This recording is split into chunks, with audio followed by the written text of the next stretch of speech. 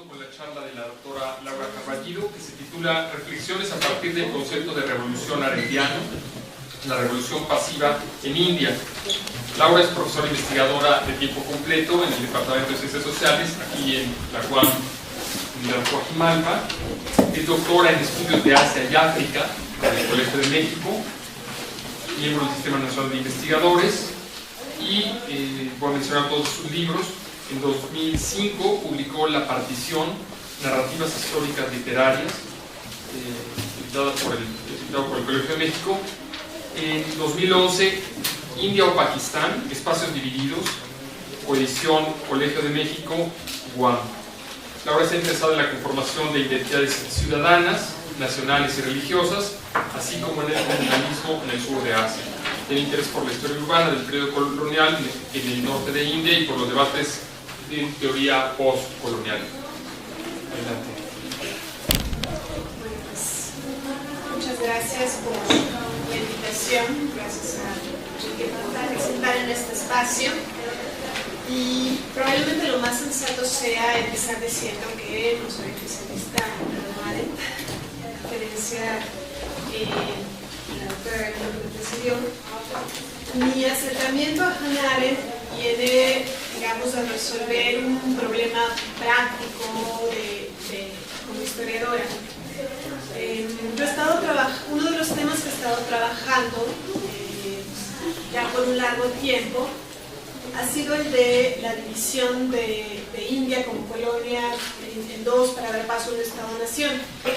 Y una de las preocupaciones que tenía yo al abordar este proceso era el problema de la ausencia de la violencia, es decir, a pesar de que la independencia estuvo marcada por una división geográfica y por una gran violencia entre comunidades religiosas, eso no pasó a la escritura de la historia. Entonces ese era un problema para mí, es decir, ¿por qué era tan difícil historiar la violencia?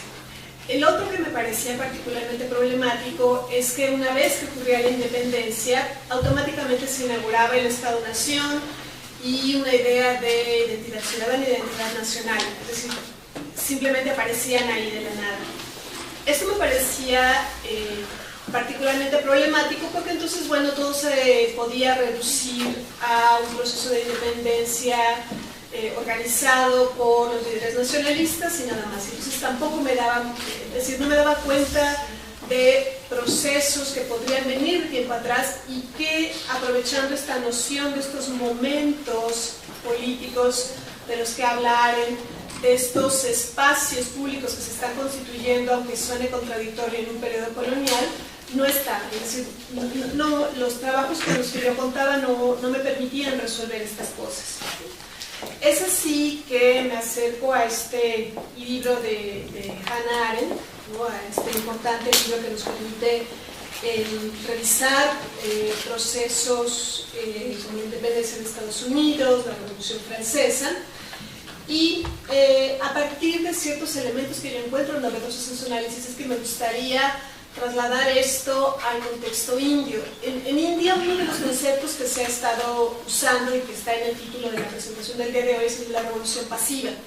El problema con la revolución pasiva, y esa es una de las cosas que quiero plantear el día de hoy aquí, es que solamente atiende a cierta parte del proceso que es este de algunos líderes intelectuales. En particular, bueno, analizaré algunos textos, haré la revisión de un par de textos sobre todo, sobre el movimiento nacionalista que en India han trabajado con esta categoría, y mi intención entonces es abrir esto, ¿no? Para incorporar a partir del texto de Arendt algunas cosas y bueno, apuntar entonces hacia el final de la presentación del día de hoy esos procesos que me parece que podrían iluminarse a partir del texto de Arendt.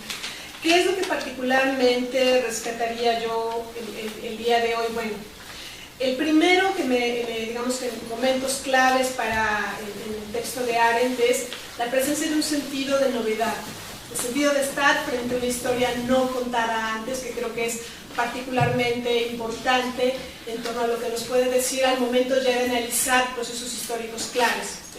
Bien dijeron hace un momento, ya no es historiadora, no se encarga de ello, pero me parece que al momento de analizar procesos así, eso es algo que hay que tener en cuenta.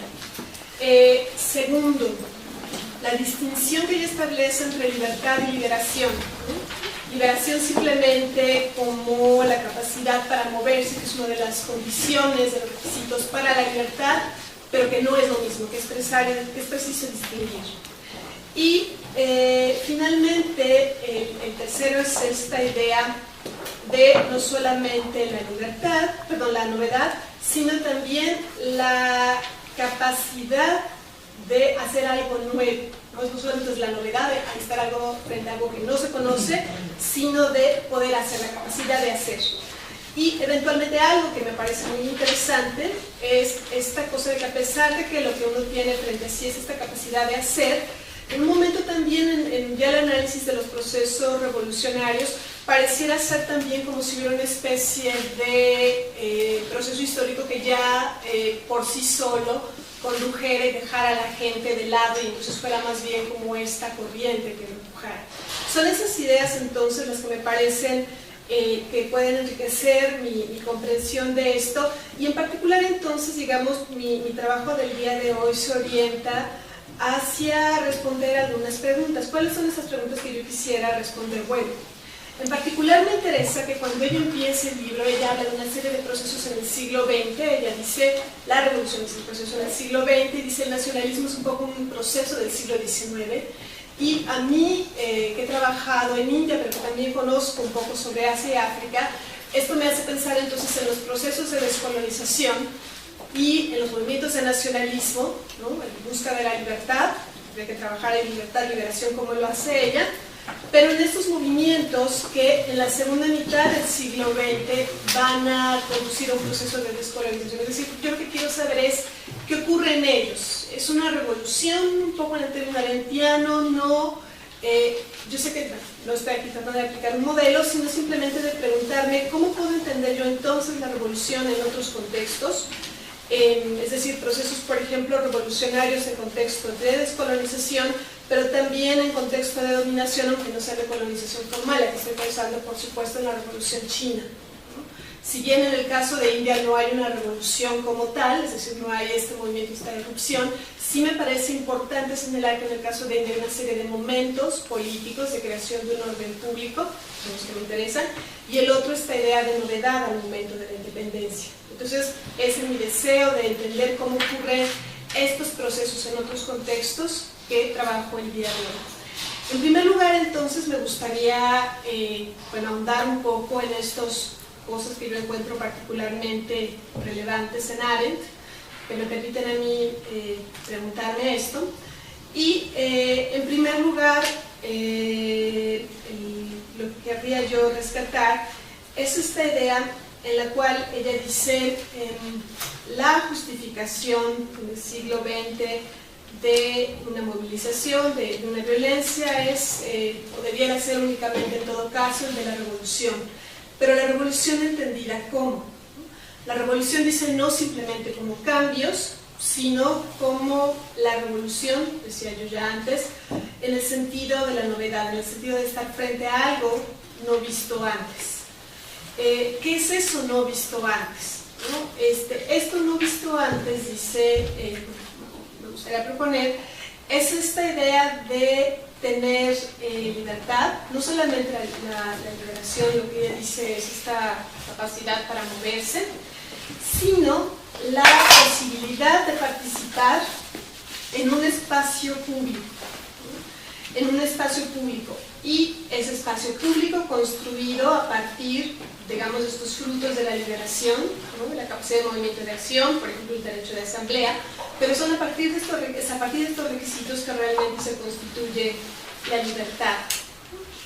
Esto, por supuesto, hace que esto ya plantea, hace que la idea de la revolución esté asociada al establecimiento de una república. Ya aclara, la liberación podría darse en otros contextos históricos, ¿no? Podría darse, por ejemplo, en un contexto monárquico, podría, por supuesto, no ocurriría en un contexto de Estado totalitario, pero sí es interesante que lo que ella apunta es a esta idea de la república como la forma política en la que esto podría darse. La otra cosa que me parece importante resaltar en este sentido es esta idea que encuentro muy sugerente, que les comentaba ya, y es que una vez que se está frente a algo totalmente nuevo, lo que ocurre es que esta idea de la gente, de aquellos que hacen la revolución, a veces es un poco casi como que tomada, ¿no?, llevada por esta corriente, por este proceso que está ahí, y que hace que entonces, bueno, ya las revoluciones posteriores, como ya decía la doctora Galindo, un poco tengan como referencia a esta revolución, la Revolución Francesa. Entonces, bueno, es en particular entonces en estos puntos, recapitulando en novedad, agencia, pero también esta idea como de un proceso que ya casi tiene una marcha por sí sola, república, y la otra, el tema de la cuestión social, donde me parece que también es muy importante. Ella hace algo que dice es corregir la visión histórica de la independencia de Estados Unidos y la Revolución Francesa, en el sentido de que parece que siempre la Revolución Francesa es el momento inicial, mientras que ella lo que dice es debido a que hay un cierto tratamiento de la cuestión social, primero en Estados Unidos, no necesariamente en la independencia, sino antes de esto, que posteriormente en Europa se tiene este debate, ¿no?, sobre qué constituirá la cuestión social. El otro punto que me parece particularmente importante es que ya cuando analiza el proceso de la Revolución Francesa, me parece particularmente interesante el análisis que ella realiza de las organizaciones populares, que es un poco lo que ya se referían antes como estos momentos de participación pública, que en el caso de la Revolución Francesa, dice ella, se ven truncados, ¿no? Se ven truncados, ¿por qué?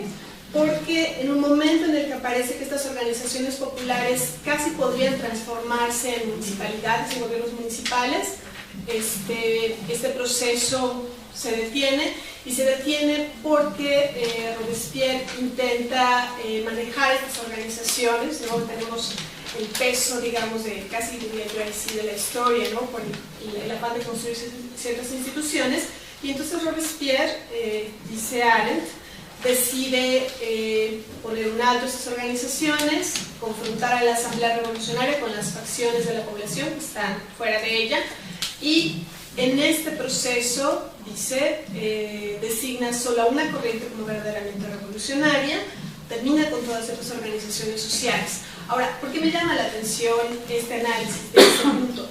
Porque creo que es ahí uno de los puntos más ricos del texto. Es decir, si revolución no son solamente cambios, sino tienen la idea de novedad, si está ahí en la participación del espacio público, que después no haya una concreción de esto, no triunfe, como si triunfara en Estados Unidos, dirá ella, pero me parece que esto nos da pie para trasladarlo a contextos históricos y para pensar entonces en esto. Es decir, de esto yo lo que recuperaría es qué tanto podemos empezar a rastrear en contextos históricos estos momentos de participación, este sentido de estar en un ámbito de lo público, aunque bueno, después no triunfe.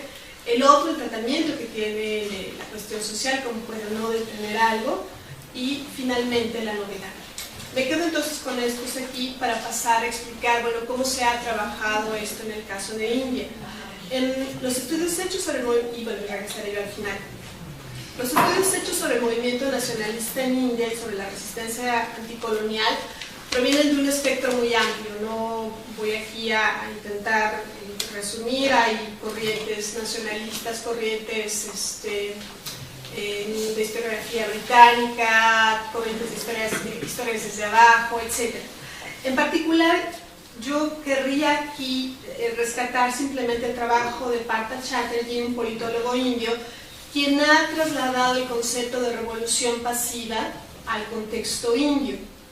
¿Por qué le interesa especialmente la revolución pasiva y por qué cree que le sirve para explicar el contexto indio?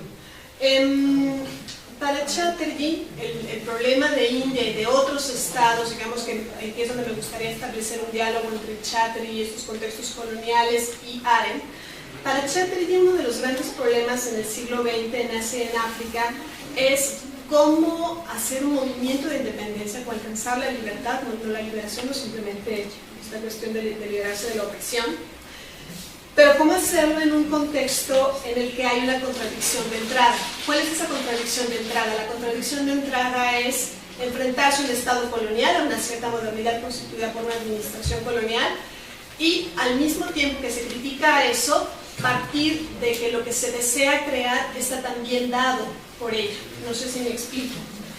La contradicción está en criticar una presencia colonial al tiempo que lo que estamos planteando es una independencia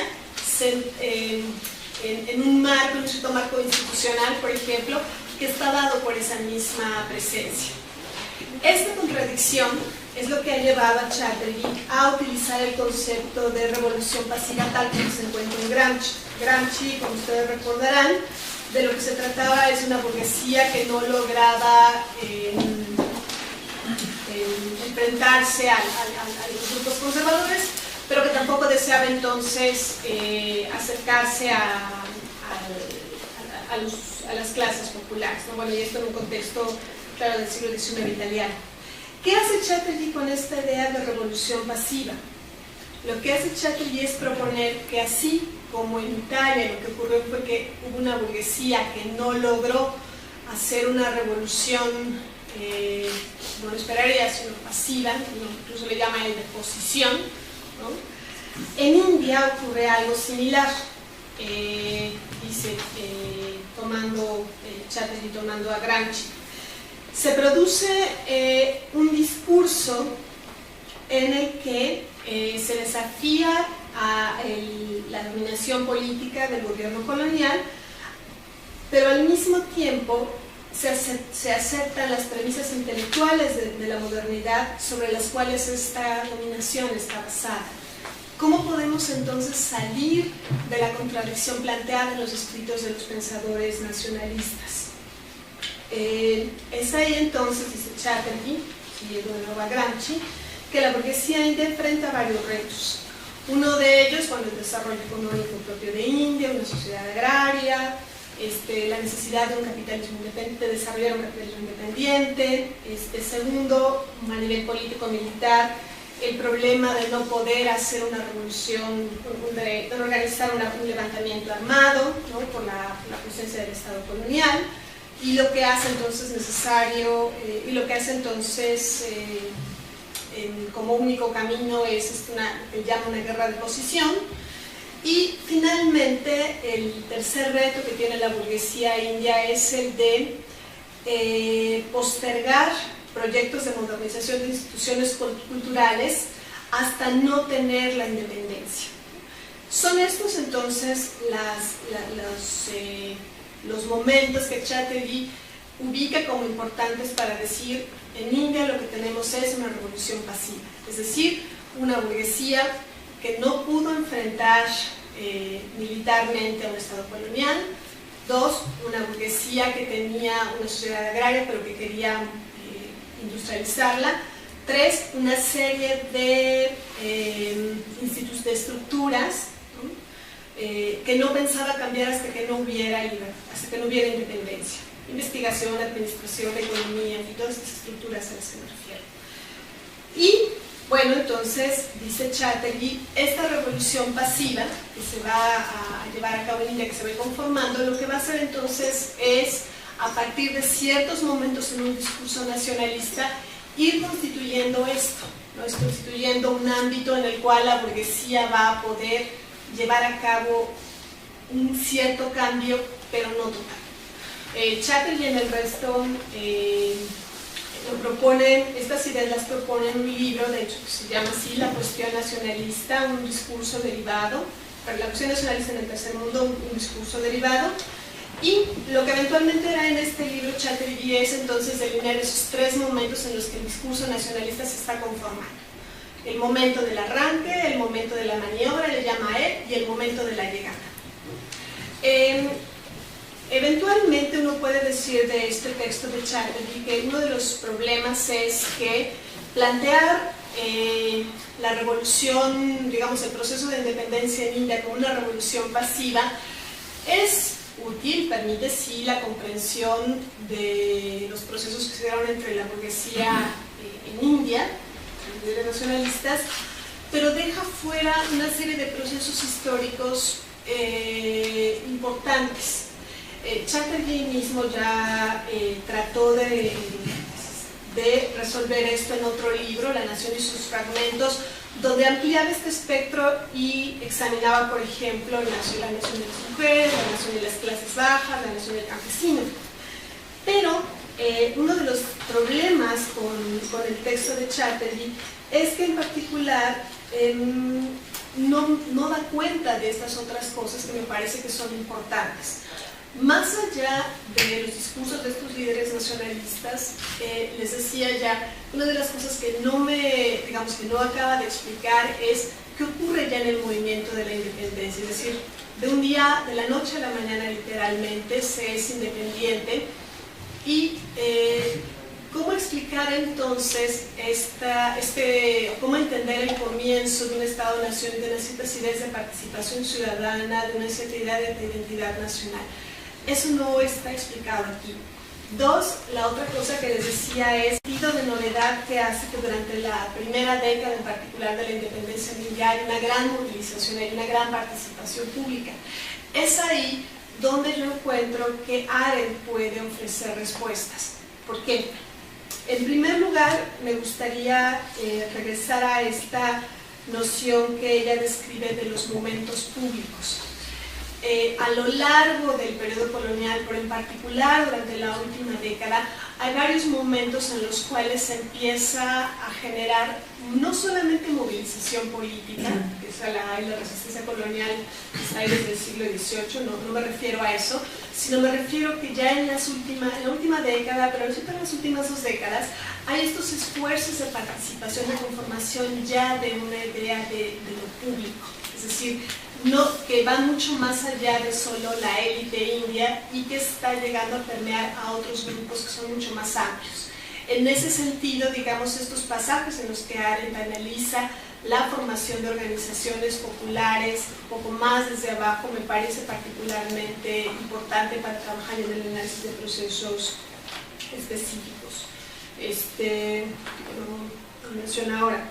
El otro que me parece importante es que si bien la violencia no es una revolución armada en el caso de India, el análisis, los señalamientos que hace Arendt sobre el papel de la violencia en las revoluciones sí son algo que deberíamos nosotros retomar al momento de analizar estos procesos de liberación.